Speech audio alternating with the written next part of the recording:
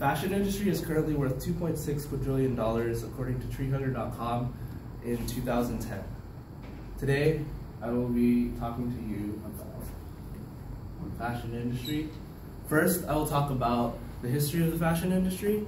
Next, I'll talk about the advantages of being, or the disadvantages of being fashionable, and then the advantages. We'll start speaking about the fashion industry with starting in 1910 to 1920. In 1910 and 1920, they used asymmetric draping techniques, and started to show their ankles, which in the 1800s they previously didn't. Apparently, in this time, that was considered risque. Men wore three main pieces: the jacket, the trouser, and the vest, as seen in this picture on my left. Under that, they wore button-downs, and they started to wear pastel colors and ties. They also wore top hats during this period and dress shoes. Next, we'll talk about the 1920s and 1930s.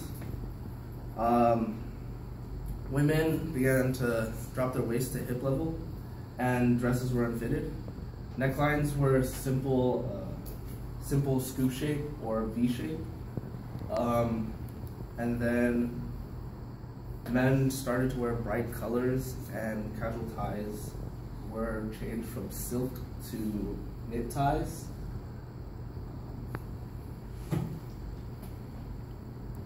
In the 1930s and 1940s, waistlines returned to their natural positions, and also the new invention of zippers were created. Jewelry was a new staple accessory of the time, made by Chanel. For men, they illuminated their broad shoulders, and they called this the Superman silhouette. They had high trousers and newsboy or ivy caps, seen in that picture. In the 1940s and 1950s, women began to wear slacks, and this became acceptable by society because during the time, women became more independent, and because women were working in factories and providing a lot of relief for war effort, they were allowed to dress more masculine. Men started to lose their flashiness in their clothes and started to wear simple colors. And if you wore flashier clothes, it was considered to be unpatriotic because you were using supplies that would be able to be used for the war.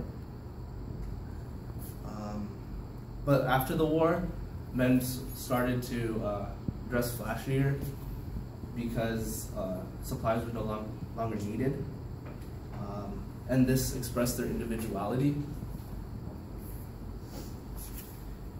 In the 1950s and 1960s, they had ready-to-wear clothes, so no longer did you have to button up your tie or button up your shirts, tie your ties, and put on different layers. You just put on, you just popped on your jeans, put on a shirt, put on your jacket. Everyone looked alike and looked very similar, as seen in this picture. They're all wearing leather jackets and jeans. Americans began to wear slimmer ties, and they were more leisurely dressed.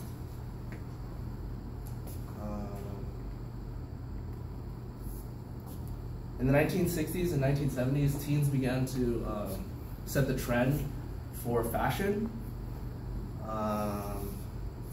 They had psychedelic color patterns seen on this left picture, and their silk knit gowns, and they were considered to be works of art because of all the different things going on here. Men wore tight-fit suits, and they had longer hair, and bright colors and silk scarves, so they began to dress more effeminately. And next, we'll talk about the 1970s and 1980s. Women became, or started to dress more masculinely because they began to work more, or be more active in the workforce. They dress more masculinely and use earth tones, and it showed that they were more liberated and sexy. They had wash-to-wear clothes, or men wore wash-to-wear clothes and bell-bottoms, platform shoes.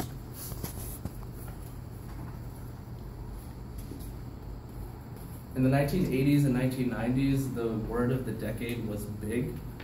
Women wore power suits, which symbolize their emerging status in the workplace. They had bedazzled evening wear, and it was studded with sequins and beads. They had bold and colorful makeup and long dangling earrings. They also wore a lot of active wear, track suits that had neutral colors. In the 1990s and 2000s, the fashion trend was high-waisted jeans and button-up shirts with sneakers. They became the most casual decade compared to the previous decades before.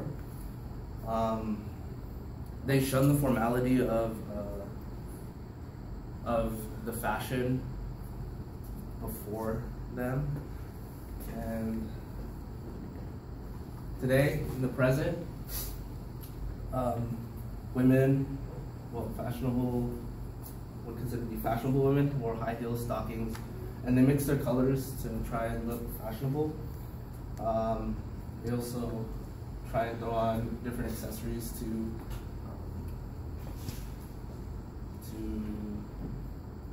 make their clothes more appealing. Men wear skinny jeans, jackets with hoods, and sneakers. Next, I'll talk about the advantages. The advantages of being fashionable is to increase your credibility. When people think that you're more presentable, they feel that you're more credible, and this also increases your confidence when people are credible. The disadvantages are that it costs a lot. I paid like $70 for 2 pairs of jeans at H&M. A lot of money. It's also time consuming. You have to wake up really early to like put together your clothes, and that sucks. First, I talked about the history of the fashion industry. Next, I talked about the disadvantages of being fashionable, and then finally, I talked about the advantages of being fashionable. So, the next time that you want to think, or the next time that you want to look fashionable, think about these things and think about whether it's worth it. Thank you.